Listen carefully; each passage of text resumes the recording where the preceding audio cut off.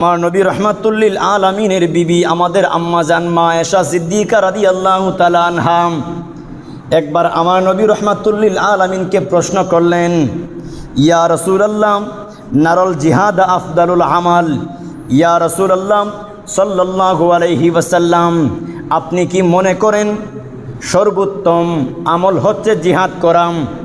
ইয়া রাসূলুল্লাহ, আপনি যদি তাই মনে করেন তাহলে আমরা নারীরা, আমরা মেয়েরা কি জিহাদ করব না?